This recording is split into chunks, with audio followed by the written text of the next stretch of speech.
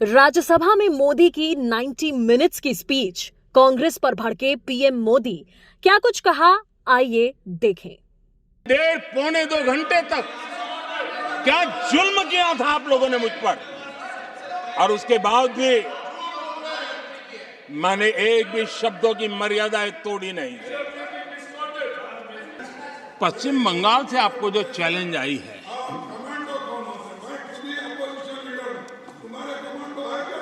और पश्चिम बंगाल से challenge I है कि कांग्रेस 440 पार नहीं कर पाएगी, 40 पार नहीं कर पाएगी। मैं प्रार्थना करता हूं कि आप 40 बचा पाएं। कि ये पार्टी सोच से भी आउटडेटेड हो गई है।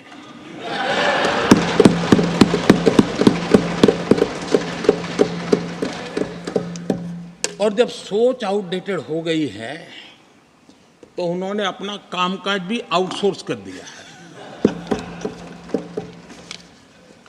देखते ही देखते इतना बड़ा दल, इतने दशकों पर तक देश पर राज करने वाला दल, ऐसा पतन, ऐसी गिरावट, हमें खुशी नहीं हो रही है।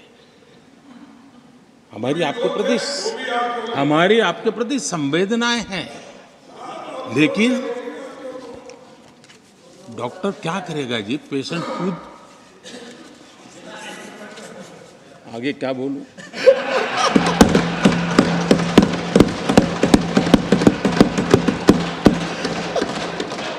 आदरणीय सभापति जी,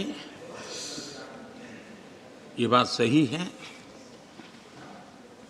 कि आज बहुत बड़ी बड़ी बातें होती हैं, सुनने की ताकत भी खो चुके हैं, लेकिन मैं तो देश के सामने बात रखने के लिए जरूर कहूंगा। जिस कांग्रेस ने सत्ता के लालच में सरेआम लोकतंत्र का गला घोंट दिया था,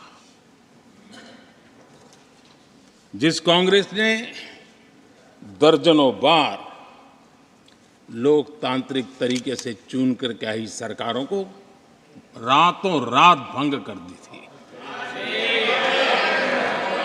बर्खास्त कर दिया, जिस कांग्रेस ने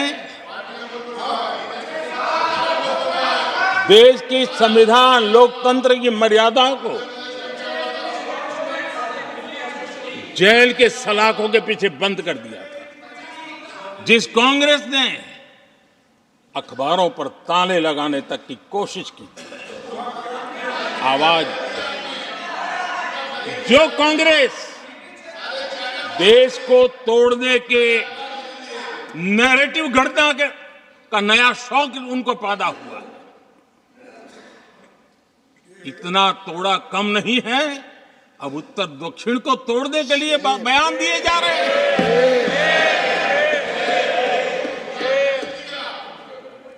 और ये कांग्रेस हमें लोकतंत्र और फेडरलिज्म उस पर प्रवचन दे रही है।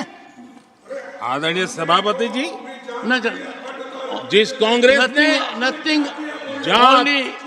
और भाषा के नाम पर देश को बांटने में कोई कसर नहीं छोड़ी, जिस कांग्रेस ने आतंकवाद और अलगाववाद को अपने हित में पनपने दिया, जिस कांग्रेस ने नॉर्थ ईस्ट को हिंसा, अलगाव और पिछड़ेपन में धकेल दिया, जिस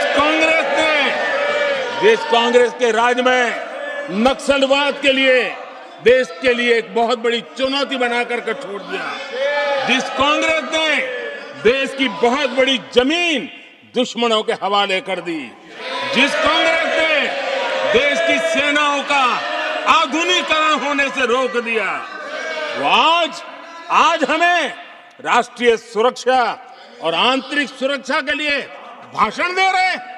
जिस कांग्रेस ने आजादी के बाद से ही कंफ्यूज रही, उद्योग जरूरी है कि खेती जरूरी है, उसी कंफ्यूजन में गुजारा किया। जो कांग्रेस तय नहीं कर पाई कि नेशनलाइजेशन करना है कि प्राइवेटाइजेशन करना है, उलझती रही। जो कांग्रेस 10 वर्ष में 12 नंबर से 11 नंबर पर आर्थिक व्यवस्था ले आ पाई। 10 साल में 12 से 11 नंबर। और आप 12 से 11 आने में बहुत मेहनत नहीं पड़ती है। जैसे जैसे आगे बढ़ते हैं तो मेहनत और बढ़ती है। हम 10 साल में 5 नंबर पे ले आए। और ये कांग्रेस हमें यहां आर्थिक नीतियों पर लंबे लंबे भाषण सुना रही है।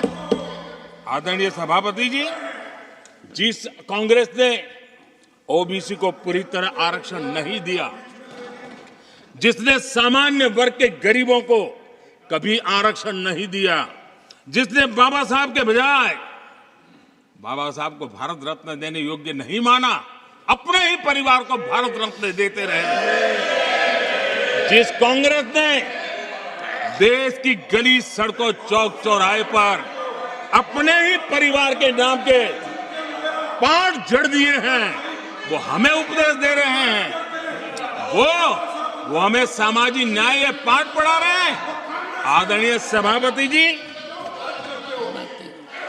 जिस कांग्रेस के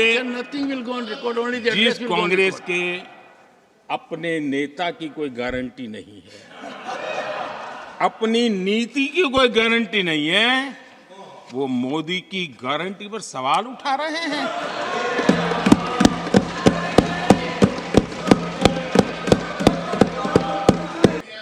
अब मैं जरा पूछना चाहता हूं कि अंग्रेजों से कौन इंस्पायर्ड था। मैं तो ये तो नहीं पूछूंगा कि कांग्रेस पार्टी को जन्म किसने दिया था।